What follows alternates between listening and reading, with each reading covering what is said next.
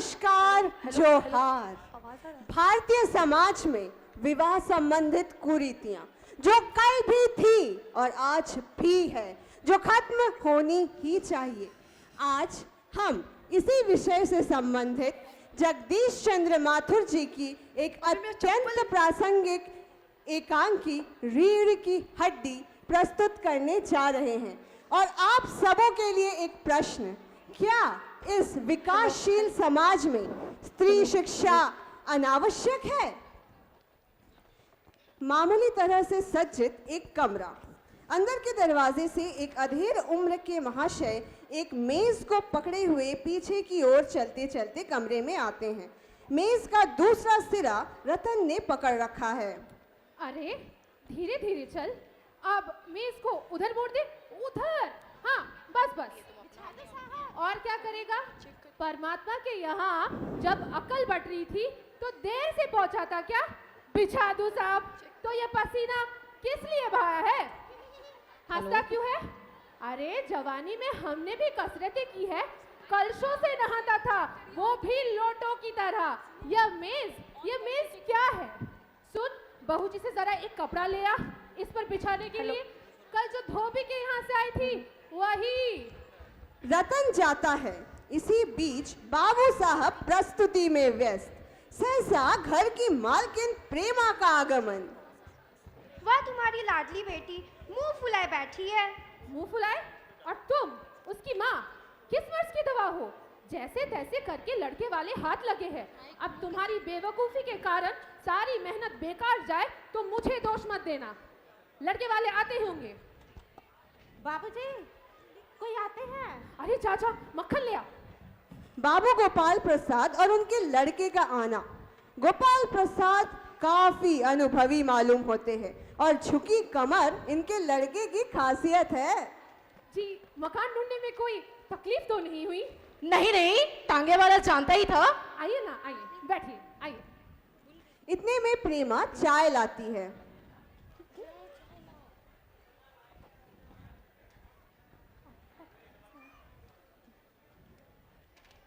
नमस्ते। आखिर आप माने नहीं? अरे आप हमारे मेहमान हैं और मेहमान तो भगवान होते हैं ना। वो तो ठीक है, फिर लेन देन की बात हो जाए। लेकिन पहले नाश्ता तो कर लीजिए। राम स्वरूप आवाज लगाकर पान की तस्तरी मंगवाते हैं। अरे जरा पान की तस्तरी ले आना। उमा पान की तस्तरी के साथ आती है। अपने पिता को तस्तरी देकर जैसे ही ऊपर देखती है, चश्मा कहीं पढ़ाई वढ़ाई की वजह से तो नहीं? जी नहीं, वो तो आंखें दुखने के कारण लगाई थी, कुछ दिनों बाद हट जाएगी। बैठो बेटी। चेहरे पर छवि है, चाल पे भी कोई कमी नहीं। गाना बजाना आता है? जी हाँ, सितार और बाजा भी। सुनाओ तो माँ एक आध गीत। पायो जी मैंने राम रतन धन पायो जी मैंने राम रतन धन पायो। लड़की आपका अच्छा गाती है। और सिलाई वगैरह कुछ आता है? सिलाई तो सारे इसी के जिम्मे रहती है, यहाँ तक कि मेरा कुर्ता भी। और इनाम तो आप इसे भी कुछ कहने देंगी? जी जी जी जी। उमा चुप है। राम स्वरूप इशारे के लिए खांसते हैं, लेकिन उमा चुप है, उसी तरह गर्दन झुकाए। गोपाल प्रसाद अधीर हो उठते हैं और राम स्वरूप सकपकाते हैं। बेटा उमा, जवाब दो। क्या जवाब दूं बाबूजी? जब कुर्सी मेज बिकती है तब दुकानदार कुर्सी मेज से नहीं पूछता, सिर्फ दिखला देता है। अगर पसंद आ गई तो ठीक, वरना। उमा अब मुझे कह लेने दीजिए बाबूजी। ये जो महाशय मेरे खरीदार बन के आए हैं, जरा इनसे पूछिए, क्या लड़कियों के दिल नहीं होते? क्या उन्हें चोट नहीं लगती? क्या हम बेबस भेड़ बकरियां हैं जिन्हें कसाई देखभाल कर रखता है और फिर बेच देता है? या तो हमारी बेइज्जती है। जी हाँ, हमारी बेइज्जती नहीं होती जो आप इतनी देर से नाप तोल कर रहे हैं। और जरा आप अपने इन साहबजादे से तो पूछिए कि किस तरह पिछली फरवरी लड़कियों के हॉस्टल से भगाए गए थे। लड़कियों के हॉस्टल से? क्या तुम कॉलेज में पढ़ी हो? जी हाँ, मैं कॉलेज में पढ़ी हूँ। मैंने बीए पास किया है, कोई पाप नहीं किया, कोई चोरी नहीं की, ना आपके लड़के की तरह कायरता दिखाई है।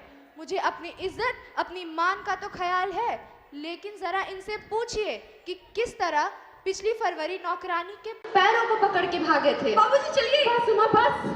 बस बहुत हो चुका रामस्वरूप बाबू। आप मेरे साथ, आपकी लड़की बीए पास पढ़ी है, आपने कहा मैट्रिक पढ़ी है। लो कहाँ है मेरी छड़ी, कहाँ है मेरी छड़ी? ओफो, बीए पास और गजब हो जाता, झूठ का भी कोई जमाना है। आओ बेटे चले, अनपढ़ लड़की से तेरी शादी करवाऊंगा, चलो। जी हाँ, जाइए और जरूर चले जाइए, लेकिन जाते जाते यह पता लगाइएगा कि आपके लाडले बेटे की रीढ़ की हड्डी है भी या नहीं।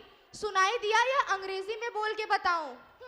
बाबू गोपाल प्रसाद और उनके बेटे गुस्से में चले जाते हैं।